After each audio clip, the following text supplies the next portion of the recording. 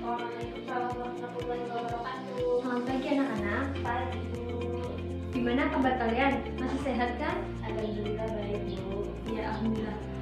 Oh iya, kemarin Ibu telah menjelaskan tentang kerajaan-kerajaan Hindu-Buddha dan proses terbentuknya jaringan perdagangan. Kalian udah paham kan? Alhamdulillah udah Bu kalau materi yang kemarin. Ya, baguslah kalau gitu. Berarti hari ini kita akan melanjutkan materi tentang akulturasi kebudayaan Nusantara dan Hindu-Buddha. Ada yang udah tahu pengertian akulturasi kebudayaan itu apa? Belum Bu. Kan Ibu kemarin udah menugaskan supaya kalian baca dulu, terus Ibu baru menjelaskan. Iya Bu, udah baca tapi lupa soalnya kemarin banyak tugas. Ya udah Ibu jelasin ya. Jadi akulturasi kebudayaan itu suatu proses percampuran antara unsur-unsur kebudayaan yang satu dengan kebudayaan yang lain sehingga membentuk kebudayaan baru. Kebudayaan baru yang merupakan hasil percampuran itu masing-masing tidak kehilangan kepribadian atau ciri khasnya. Oleh karena itu, untuk dapat berakulturasi, masing-masing kebudayaan itu harus seimbang atau balance. Itu juga untuk kebudayaan Hindu-Buddha dari India dengan kebudayaan Indonesia asli. Ada beberapa contoh hasil akulturasi antara lain yaitu seni bangunan. Ada yang bisa mencontohkan? Saya Bu, Ya, candi dan stupa. ya benar. Candinya candi apa? Ya, jadi bentuk-bentuk bangunan candi di Indonesia itu umumnya merupakan akulturasi unsur-unsur budaya Hindu-Buddha dengan unsur budaya Indonesia asli. Jadi campuran gitu loh, gak cuma dari Indonesia. Bangunan yang megah, patung-patung berwujudan dewa atau Buddha, serta bagian-bagian candi dan stupa adalah unsur-unsur dari India. Bentuk candi-candi di Indonesia pada hakikatnya adalah punden berundak yang merupakan unsur asli dari Indonesia. Candi Borobudur merupakan salah satu contoh dari bentuk akulturasi kebudayaan. Ada yang udah pernah ke Candi Borobudur? Pernah Bu, waktu tadi Bu SD. Ya. Selanjutnya yaitu seni rupa dan seni ukir. Jadi selain seni bangunan, seni rupa dan seni ukir yaitu termasuk akulturasi kebudayaan Nusantara. Yaitu masuknya pengaruh India juga membawa perkembangan dalam bidang seni rupa, seni pahat, dan seni ukir. Kalian udah pernah lihat kan seni rupa, seni pahat, dan seni ukir? Nah, jadi berarti kalian ada bayangan lah ya. Ya. Jadi dilihat dari relief atau seni ukir yang dipahatkan pada bagian dinding-dinding candi. Kalian kalau ke candi pasti lihat dinding-dindingnya ada reliefnya kan? Iya Bu. Nah itu hasil akulturasi antara Hindu-Buddha dengan Indonesia. Misalnya relief yang dipahatkan pada dinding-dinding pagar langkan di Candi Borobudur itu namanya pagar langkan yang berupa pahatan riwayat Sang Buddha. Kemudian di sekitar Sang Buddha terdapat lingkungan alam Indonesia seperti rumah panggung dan gunung Merpati. Selain itu, pada relief Pala-Makara pada candi juga sangat indah. Hiasan relief Pala-Makara biasanya adalah motif seperti motif hewan, motif tumbuhan. Hal semacam ini sudah dikenal sejak masa sebelum Hindu. Binatang-binatang itu dipandang suci sejak mereka sering diabadikan dengan cara dilukis. Paham? Paham Bu. Ada yang ditanyakan? Belum. Kalian ngantuk ya? udah. Kalau enggak, kita lanjutin ya. Iya. Kemudian yang ketiga, seni pertunjukan. Contohnya apa coba seni pertunjukan? Saya Bu, Ya, contohnya ada pertunjukan gamelan. ya. Jadi menurut CLA Brandes, gamelan merupakan satu di antara seni pertunjukan asli yang dimiliki oleh bangsa Indonesia sebelum masuknya unsur-unsur budaya India. Selama waktu berabad-abad, gamelan juga mengalami perkembangan dengan masuknya unsur-unsur budaya baru, baik dalam bentuk maupun kualitasnya. Jadi gamelan pada zaman dahulu tuh belum kayak sekarang loh. Kalau zaman dahulu masih sangat sederhana, bahannya juga seadanya, bentuknya juga iya, begitu. Terus gambaran mengenai bentuk gamelan Jawa kuno masa Majapahit dapat dilihat pada beberapa sumber, antara lain prasasti, kitab, kesustraan. Kemudian gamelan juga mempunyai banyak jenis ya. Macam-macam gamelan dapat dikelompokkan dalam chordapons, aeropons, membrapons, idopons, dan silopons. Kemudian seni sastra dan aksara. Pengaruh India membawa perkembangan seni sastra di Indonesia.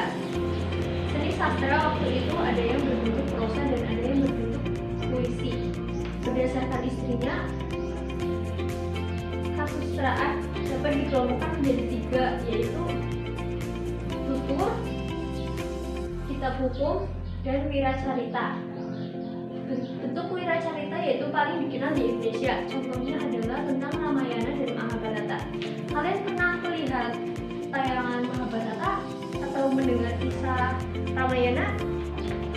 Mahabharata pernah Bu, itu loh yang di film-film kan. Iya, betul sekali. Jadi Mahabharata itu sedikit dijelaskan ya. Jadi Mahabharata itu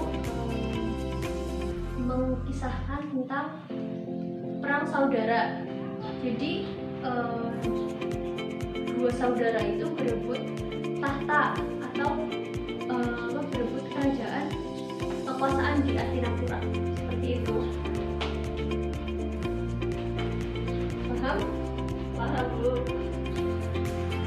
Kemudian timbul wiracarita hasil gubahan dari para pujangga Indonesia. Misalnya seperti Baratayuda yang digubah oleh Empu Sedah dan Empu Pandowo. Juga muncul cerita-cerita carangan. Berkembangnya karya sastra terutama yang bersumber dari Mahabharata dan Ramayana melahirkan seni pertunjukan wayang. Nah yang tadi ini pertunjukan wayang benar.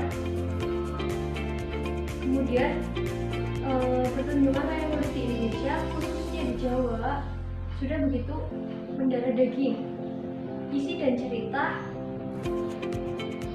banyak sekali mengandung nilai-nilai yang sangat mengedukasi. Cerita dalam pertunjukan wayang berasal dari India, tetapi wayang berasal dari Indonesia. Itulah akulturasi. Seni pahat dan beragam luas yang ada pada wayang disesuaikan seni yang di Indonesia. Di samping bentuk dan ragamnya, muncul juga para tokoh pewayangan seperti Semar, Gareng, dan Bandung. Tokoh-tokoh ini tidak ditemukan di India. Perkembangan seni sastra yang sangat cepat didukung oleh penggunaan huruf Pallawa. Misalnya dalam karya-karya sastra Jawa kuno. Pada prasasti yang ditemukan terdapat unsur India dengan unsur budaya Indonesia. Misalnya ada prasasti dengan huruf Nagari India dan huruf Bali kuno Indonesia.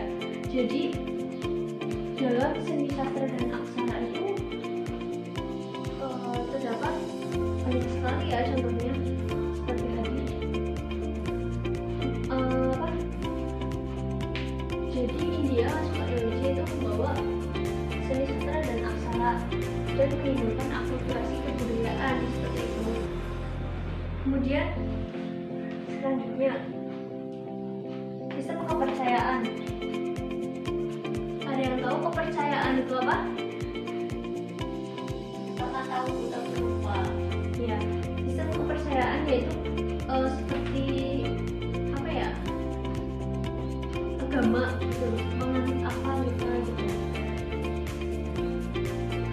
Sejak masa praksara, orang-orang di Kepulauan Indonesia sudah mengenal simbol-simbol yang bersifat filosofis. Sebagai contoh, kalau ada orang yang meninggal, di dalam kuburnya disertakan benda-benda. Terus di antara benda-benda tersebut disertakan lukisan orang naik perahu. Ini memberikan makna bahwa orang yang sudah meninggal tersebut rohnya akan melanjutkan ke lain tempat atau tujuannya membahagiakan, yaitu alam baka. Jadi kayak gaib-gaib gitu loh. Kemudian masyarakat waktu itu sudah percaya adanya kehidupan setelah mati, ini sebagai roh halus. Oleh karena itu, roh nenek moyang dipuja oleh orang yang masih hidup atau biasa disebut dengan animisme. Gak asing kan bagi kalian? Ya. Kemudian setelah masuknya pengaruh India, kepercayaan terhadap roh halus tidak punah, masih tetap berlanjut. Misalnya dapat dilihat pada fungsi candi. Fungsi candi atau kuil di India adalah sebagai tempat pemujaan. Di film-film India itu di Antv sering banget kan nayangin tentang pemujaan-pemujaan di kuil. Kalian nonton apa enggak sih? Nonton Bu. Tapi ada yang enggak. Oh iya. Nah itu seperti itu contohnya. Jadi kalian ada gambaran. Kemudian di Indonesia, di samping sebagai tempat pemujaan, candi juga sebagai makam raja atau untuk menyimpan abu jenazah raja yang telah meninggal. Itulah sebabnya tempat penyimpanan abu jenazah raja didirikan patung raja dalam bentuk mirip dewa yang dipujanya. Ini jelas merupakan perpaduan antara fungsi candi India dengan tradisi pemakaman dan pemujaan roh nenek moyang di Indonesia. Sampai sini paham? Bu. Jam berapa sih ini? Jam 1:30 Bu. Oh iya, lumayan siang ya, jadi agak-agak ngantuk. Kemudian ibu akan melanjutkan ke sistem pemerintahan. Jadi sistem pemerintahan di sana yaitu dikenal adanya sistem pemerintahan secara sederhana. Pemerintahan yang dimaksud adalah semacam pemerintah di suatu desa atau tempat tertentu. Rakyatnya mengangkat pemimpin sebagai atau semacam kepala suku. Orang yang dipilih sebagai pemimpin itu nggak sembarang orang ya, yaitu biasanya orang yang sudah tua atau senior, arif, dapat membimbing, kemudian memiliki kelebihan-kelebihan tertentu lah ya, dan dalam bidang ekonomi berwibawa serta memiliki semacam kekuatan gaib. Ya emang zaman dulu percaya terhadap hal-hal gaib itu memang sangat kuat ya. Kemudian setelah pengaruh India masuk, maka pemimpin tadi sudah diubah menjadi raja dengan kekuasaannya yang disebut dengan kerajaan. Hal ini jelas terjadi seperti contohnya di Kutai. Kutai gimana? Ayo Kutai. Gimana ya Bu? Lupa dulu. Kalimantan Timur. Nah, jadi sistem pemerintahan di sana itu sangatlah gampang berubah. Jadi sederhana, kemudian berubah menjadi kerajaan seperti itu. Salah satu bukti akulturasi dalam bidang pemerintahan, misalnya seorang raja harus berwibawa dan dipandang memiliki kekuatan gaib seperti pada pemimpin masa sebelum Hindu Buddha. Karena raja memiliki kekuatan gaib, maka oleh rakyat raja dipandang dekat dengan dewa. Jadi tuh rakyat-rakyat pada zaman dahulu memilih pemimpin itu harus yang mempunyai kekuatan gaib, dekat dengan dewa. Intinya dia punya kesaktian gitu. Kemudian raja disembah, dan jika sudah meninggal rohnya itu dipuja. Kemudian yang terakhir, arsitektur.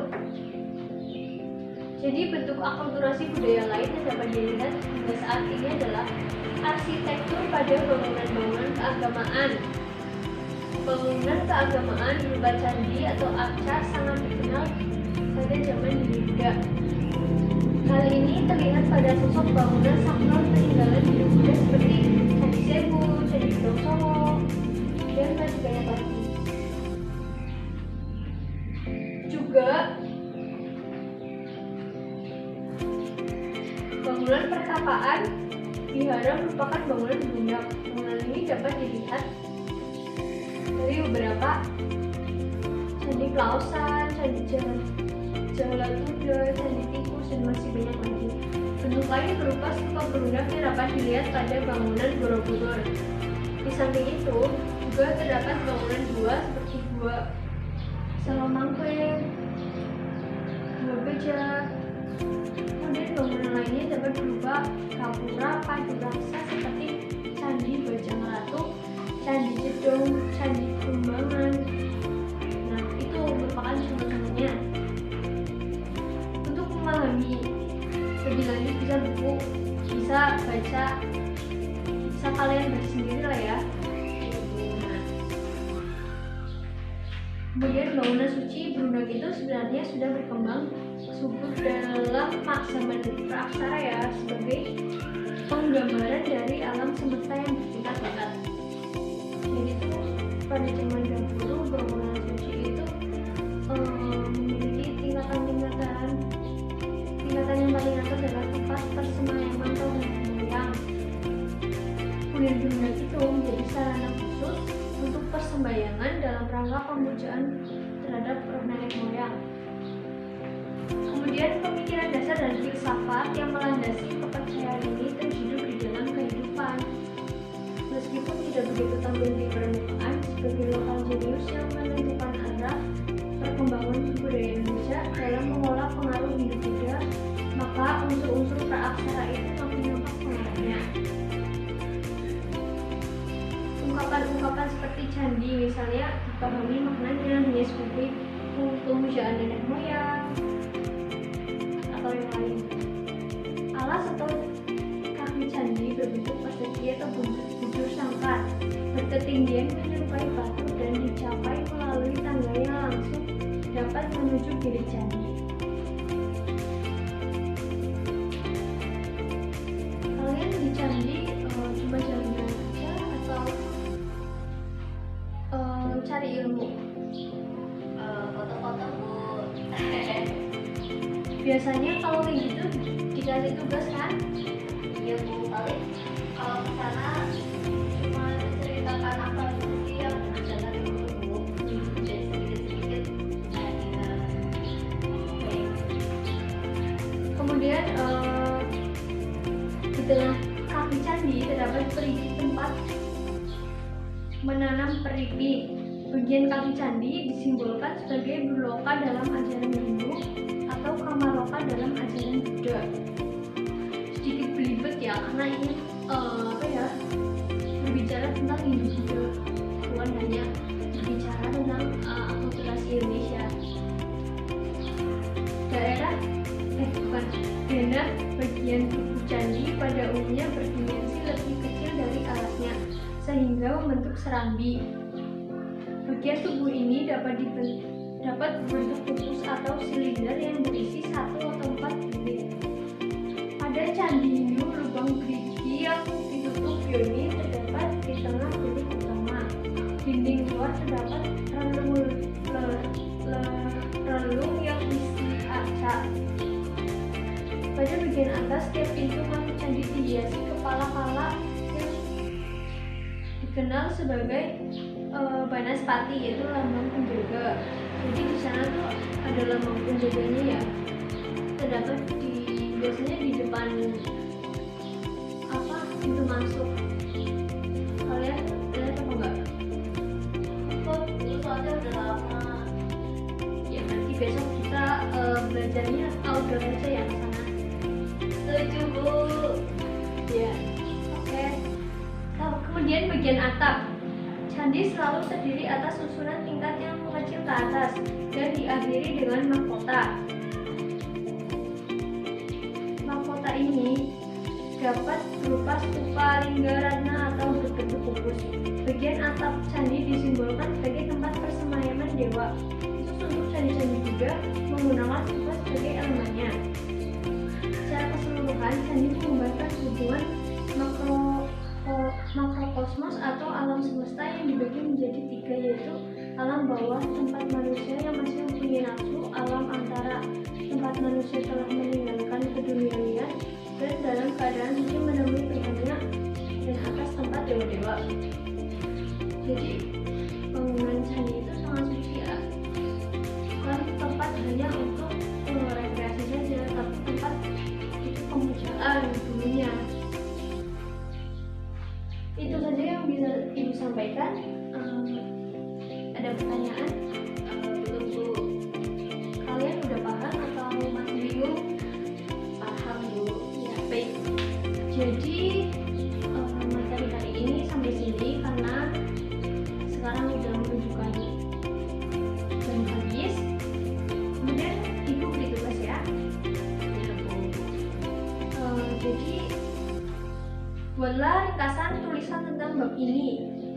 Bab tadi maksudnya akulturasi kebudayaan Nusantara dan Hindu-Buddha dalam bentuk bagian atau skema-skema dengan keterangan singkat dan narasi tentang bagian pada tugas pertama sekitar 1-2 halaman untuk membantu menjelaskan keringkasan dalam tugas pertama.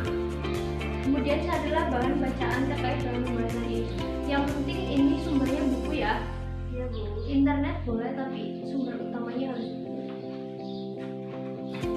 Terus tugas kedua yaitu kalian harus membuat pertanyaan kritis mengenai tahap-tahap sejarah Hindu-Buddha sejak zaman praaksara hingga terbentuknya sistem organisasi kenegaraan atau kerajaan tradisional yang tersebar di Nusantara. Udah, itu aja ya. Itu tugas kelompok atau individu Bu? Ini tugas kelompok. Oke Bu. Kelompoknya kayak Bu kemarin bukan? Iya, kelompoknya itu aja tuh.